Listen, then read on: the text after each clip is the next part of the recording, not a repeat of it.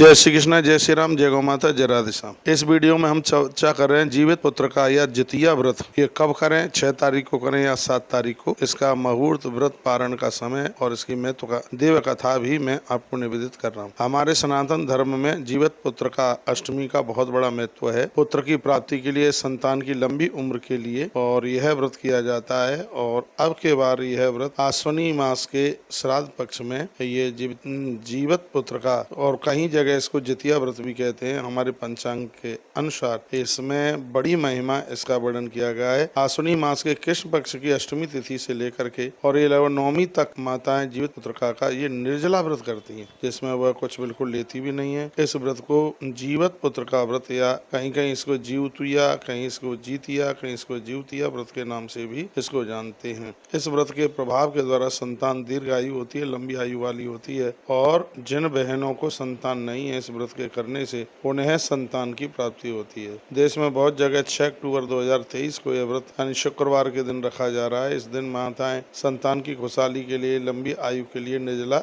व्रत रखेंगी। लेकिन मैं आपको यह निवेदन कर दूं, उदिता तिथि के अनुसार, उदिता तिथि की वजह से यह व्रत 7 तारीख को यानी 7 अक्टूबर को ये होना चाहिए। 7 अक्टूबर को ही ये होना चाहिए। यदि लोगों ने 6 अक्टूबर को किया है तो नहाना खाना ये सब 5 तारीख से शुरू हो जाता है, 5 अक्टूबर से शुरू हो जाएगा। यदि आप 7 को रख रहे हैं तो ये 6 से आरंभ हो जाएगा। ये 3 दिन का ये व्रत है। तो ये 6 तारीख को नहाया खाया, 7 तारीख को निर्जल और 8 तारीख को पारण। 8 तारीख को पारण का टाइम सूर्य उदित होने के बाद है। 8:33 से पहले इसको कर लीजिएगा, यानी रविवार को इसका पारण होगा। तो ये छठ व्रत की तरह ही जीवित पुत्र का व्रत भी ऐसे ही किया जाता है। इसमें माताएं स्नान इत्यादि से निवृत्त होकर के पूजा पाठ करती हैं। पहले दिन भोजन ग्रहण करती हैं और अगले दिन बिल्कुल निर्जल व्रत रखती हैं। नहाए खाए के दिन किसी भी प्रकार का मांसाहार, परिवार में और भी लोग मांस मछली कुछ भी नहीं खाते। इस व्रत में इन नियमों का पालन करना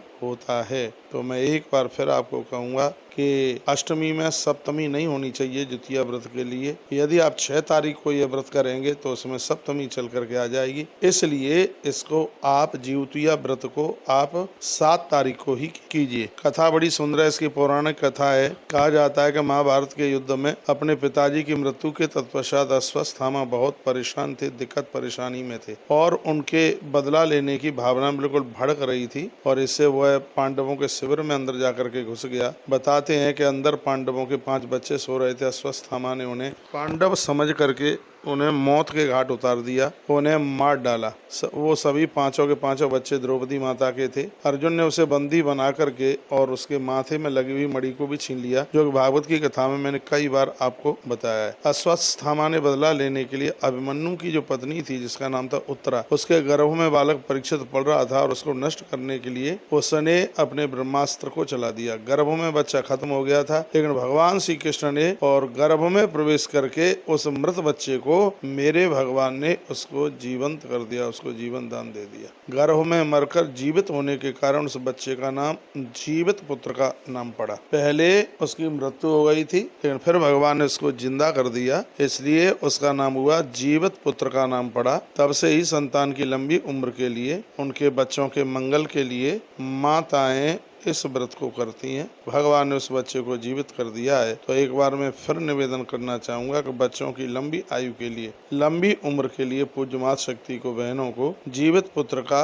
व्रत जरूर करना चाहिए। इससे बच्चों की दीर्घायु होती है, बच्चों की लंबी आयु होती है। आज सुबह का, यानी तारीख आज कितनी है, 5 तारीख का सुबह का सत्संग टीवी पर मैंने कुछ प्रवचन किया है और वो भी आप सुन लें। वो प्रवचन 10:15 बजे से लेकर के 11:15 बजे तक हम जीवित पुत्र का के बारे में ही बोलते रहे हैं, तो उसमें भी आप जरूर सुन लीजिएगा। और यह सिर्फ झारखंड और बिहार का ही व्रत नहीं, यह व्रत तो पूरे देश में होना चाहिए। भगवान श्री कृष्ण ने जैसे परीक्षित महाराज को जीवन दान दे दिया, जीवित पुत्र का व्रत करने से परमात्मा संतान की, बच्चों की ऐसे ही रक्षा करते हैं। बहुत बहुत धन्यवाद है आपके लिए। आपने वीडियो को पूरा सुना, जिसमें मैंने कथा भी सुनाई। ये कब है व्रत वो भी मैंने आपको निवेदन किया, और पारण इसका कब है वो भी मैंने आपको निवेदन कर दिया है। तो इसमें जिस दिन आप व्रत निर्जल करते हैं उससे एक दिन पहले इसमें अरबी इत्यादि खाने की बड़ी महिमा का वर्णन किया गया है, वो आप कर सकते हैं। पिछली वीडियो में मैंने ऐसा सब कुछ डाला है। और अपनी लोक रीति के अनुसार भी, लोक परंपरा के अनुसार भी यह व्रत किया जाता है। आपके क्षेत्र में क्या खाया जाता है उस हिसाब से भी इस व्रत को आप पूरा कर सकते हैं। बहुत बहुत धन्यवाद है आपके लिए। ऐसे हमारे साथ जुड़े रहिए, नई नई अपडेट प्राप्त करते रहिए। जीवित पुत्रका के लिए हमने 7 तारीख बताई है, वैसे बहुत लोग 6 को भी कर रहे हैं, लेकिन 6 को सप्तमी पड़ने की वजह से ठीक नहीं है, इसलिए 7 तारीख को यह व्रत करेंगे तो ये और ज्यादा बढ़िया है। इन्हीं शब्दों के साथ जय श्री कृष्ण, जय श्री राम, जय गौ माता, जय राधे श्याम।